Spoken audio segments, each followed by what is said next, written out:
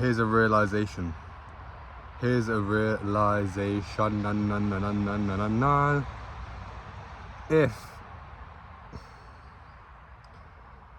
you feel something such as anger, sadness, disappointment,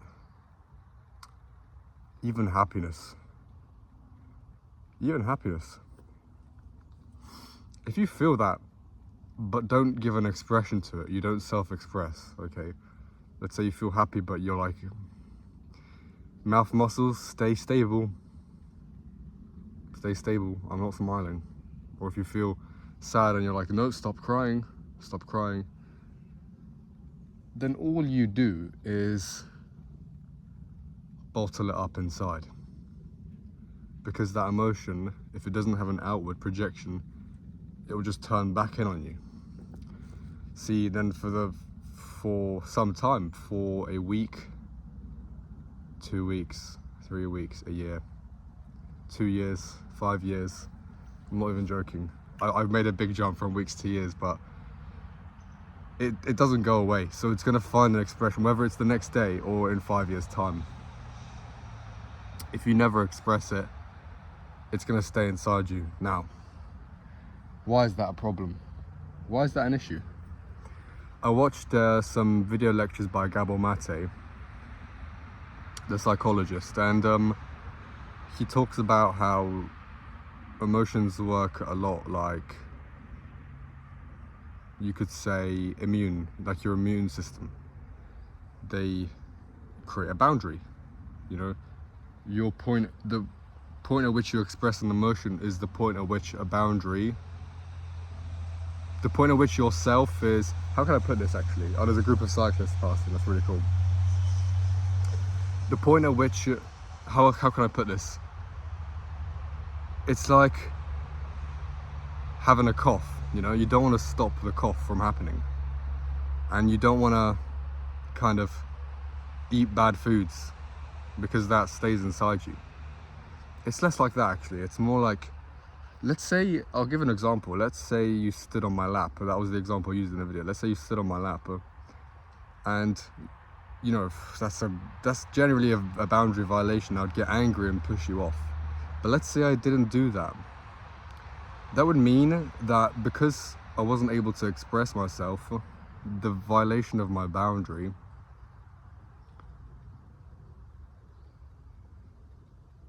is going to generate anger that doesn't express itself. So I'm just going to have anger sitting inside me, and it will have no root because I never expressed it in the moment. It will have no root outwards except to turn on myself. So that then turns into self-blame or self-criticism. So the point is, you're allowed to be angry. That's really the point. And the other point next to that is, if you fail to express your emotions systematically, you'll be sick all the time. See, in my past videos, I've touched on it. For anyone who's been following especially Sick From It All, that video, Sick From It All, I've realized that being sick is, by the time you're kind of sick mentally, I feel like there's something in your body that's already kind of sick, subconsciously at the very least. And then you might actually get sick. So you might just be ill because your immune system is going to be weaker. And just take it from me, I'm someone who's chronically ill, chronically mildly ill, and I noticed I never, not anymore, but not as much anyway. And I noticed something. Other people, I used to wear face masks and stuff at university especially, so that other people wouldn't catch what I have. And then I realized no one even gets sick from me anyway. Even when I had a girlfriend, she would never go sick. And I wondered why. Why isn't she getting sick if I'm sick? It's because I realized it's not the sickness. I'm probably just carrying bacteria that everyone else has. It's the fact my immune system is so weak that bacteria activated itself, you see? And if it's a longer, like if you're in a 20-year marriage that you hate, that you have a bad gut feeling every day, which you mask with probably some kind of addiction, yeah, you're finished. I'm not gonna lie to you, you're finished, because that will give you multiple sclerosis or Parkinson's or some kind of neurodegenerative disease. Okay, it's almost guaranteed. Because you can't ignore your body like that. You're frying yourself if you don't express yourself. And in a weird way, this always makes me think of Jesus, because I feel like Jesus, why was he so magnetic? I feel like part of why Jesus was magnetic was because I think he was a bit cheeky, but above all, he was at peace with himself. And when he expressed himself totally and did not conform to anybody's expectations except his own, which is to say God's. And let's even leave God and spirituality out of the picture, okay? Let's just focus on him. Let's just say he was a human being. He as a human being never let someone walk on him. Yeah, okay, you might say, but hold on, wasn't he crucified under Pontius Pilate? Didn't the Jews call him out? Yeah, but he had no choice. It's like, let's say you were standing on my lap, and I didn't know you had a knife or anything, okay? But you have a knife on you. And I push you off. I actually express myself exactly how I naturally would. I get angry because you violated my boundary. It's a natural feeling that comes up. Just because then you threaten to stab me doesn't mean I should take back my boundary. It doesn't mean I should say, I'm sorry, I didn't mean to stab you. Or sorry, I didn't mean to I didn't mean to push you off, actually. That's the thing. I didn't mean to push you off. No, you wouldn't say that, or at least Jesus wouldn't, because, a lesser person, because let's be real, it's a thing of lesser and higher. A lesser person would say, I'm sorry, and leave it at that. Or it would depend on the situation. But I feel like Jesus, in fact, I think it's just true. He lived a life where that never happened. He never went back on himself, and if he did, he would have done so maybe in his early years. But in later life, he never backed down. And just because someone said, I'm going to kill you, that's why he's eternal. He stood his ground. He stood for something against his own life and against his own pain, because he was tortured brutally and then hung on a cross, for God's sake. I'm not saying everyone should be hung on a cross, but I think it sets an amazing example to never betray yourself. And I think it was everyone else who betrayed him, and then also famously Judas, now that I think about it. And but if no one else betrayed him, he wouldn't have betrayed himself, and no one would have betrayed anything. So it was just a sign of the times. He really let God take him. He let the times take him. In other words, God, I know this people have brain damage with this word. I'm not talking about a person in the sky. I'm not talking about that. I'm just talking about the spirit of the time, the soul of existence, you might say.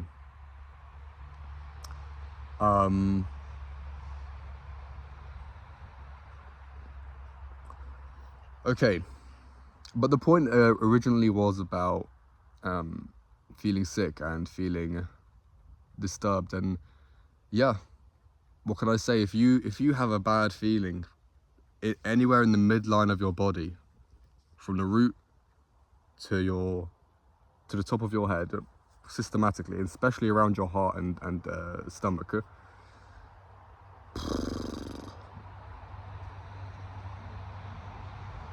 something's up, man. And here's the thing, we all go through it. Then we go on a quest to find out what it is, and it's probably something very near to you. It's probably a person or an object or an addiction. Actually, no, the addiction is really masking it. It's probably some kind of relationship you're not happy with. In fact, it's almost always a social thing. It's a relationship of some kind, which you're not satisfied with at heart. But here's the thing, your mind is usually the worst enemy here. That's the problem, because people think there's so much brain damage, honestly, because people believe everything they think. So if they feel like they shouldn't do something because their body is screaming, but their head's like, no, I should stick with it, hard work, diligence, blah blah blah blah blah. Yeah, that's brain damage. That's just your mind turning on you. That's your insecurity taking a mental form and turning against you. Okay, that's your unwillingness to let go of something that's troubling you because you think it's good for you, and it probably is good for you. That's the thing. The things that are really bad for us are actually a little bit good for us, which is why we can't let go of them. Yeah, that's really true. That's very, very true. And so our mind knows that, and it says, you know, your mind tells you stuff like, and it's your own voice. It's the same as how I'm speaking now, because I'm speaking from mind. I have no hope. Well, I'm speaking from mind, but also soul, a little bit of soul, you know, because that's how the words flow naturally. You know, if you can always tell if someone's spitting some kind of game, something that's at least partially true, they don't, I was gonna say they don't pause, but I just paused myself. Maybe I'm not spitting game, but they don't really have, they can speak very spontaneously. It doesn't take much. You can tell they're not really thinking about what they're saying because it's not coming from their mind so much. And, you know, a lot of people live from their mind and they listen to their mind and they obey their mind. They obey this thing, which is, what is your mind really? It's a structure. It's a set of structures. And what it boils down to, if I was to very much boil it down, is life is not structured. Life is just life. There's no structure here. The only structure here is that which is imposed by our senses. Visually, you might say there's a certain number of trees and there's a certain number of leaves, and trees grow a certain way because we know this and that. Okay, but if you think about the world and then you think about yourself, unless you're a narcissist, in which case you think the world revolves around you, so then obviously your concepts are the most important thing. But if you're just realistic for a second, if you just see the truth for a second, you realize that you're in the world. There's a big world and you're in it. So your perspective is limited. It's still your perspective. You still go on that and we still survive with it. But anything we come up with is a figment of our imagination to an extent. Okay? It's a figment of our, it's something we impose on with our mind. Even a tree, to even differentiate words, they differentiate things. That's another topic. That's kind of another topic, but words, what do words really do? They basically, we see something in reality and we pick it out. We point at a specific thing and we call it that. And that's a sound image, as Saussure said. And then that becomes a concept, you know, tree, bike, Arta. But that's me just indicating, like, what am I really indicating? Okay, my, you know, this body.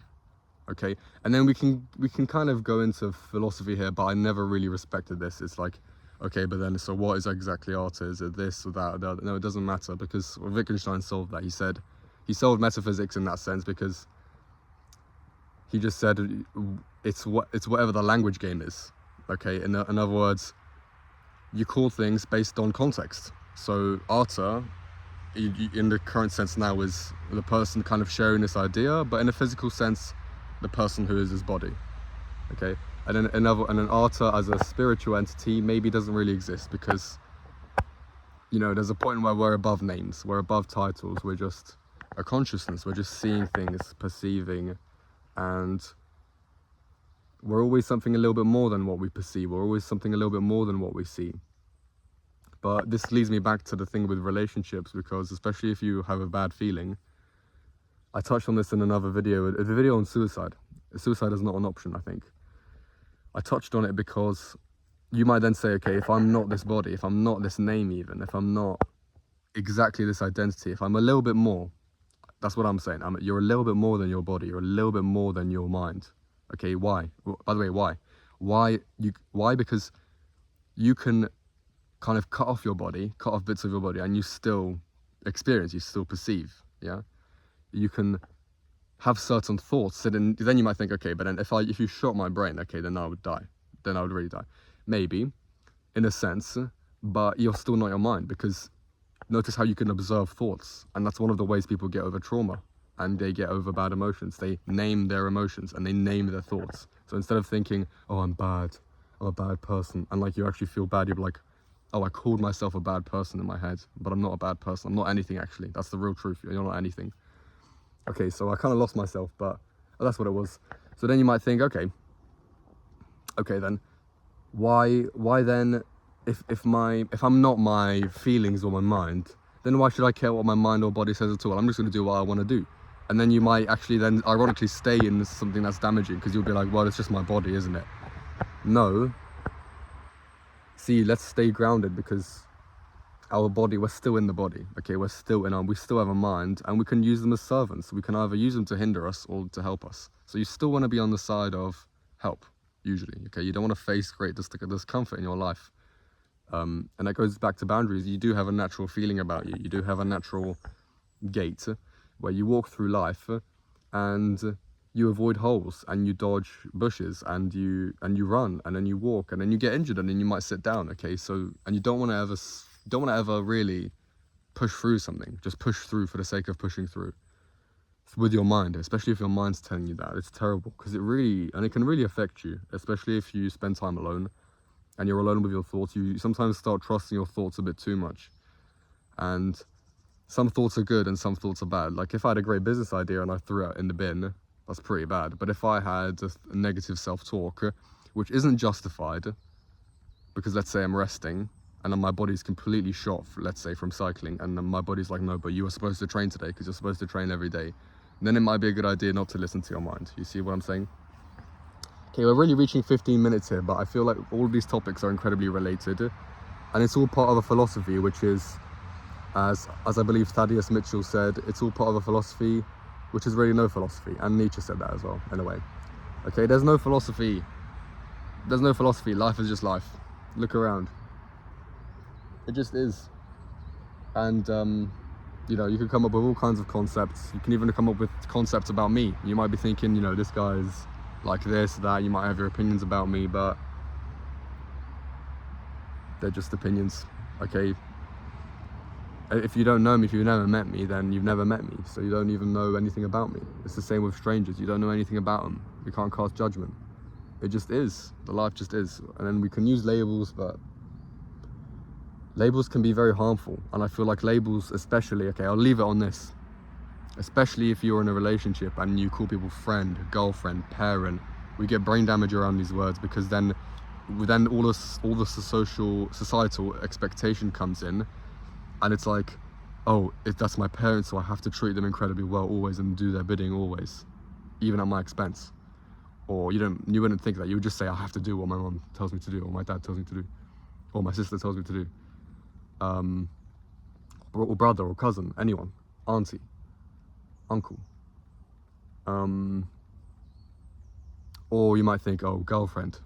Okay, so girlfriend, I have to treat her a specific way because of this word. Because don't forget, certain words have certain concepts around them, which are just built into your brain from conditioning, from however many years of conditioning that you've been alive and been in language.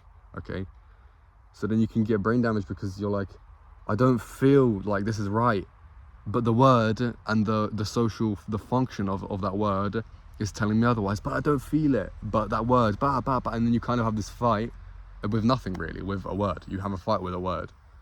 And that's another thing. People have a fight with God. People hate that word so much.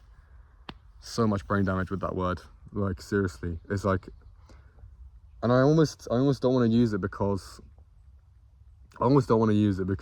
I know people hear that word and their brain just shuts off. They're like, no, I'm not listening to this anymore.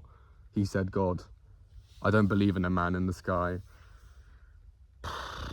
Like, come on. But on the other hand, I think people are more spiritual than they think, because bro, there might have been like a little ant in my ass.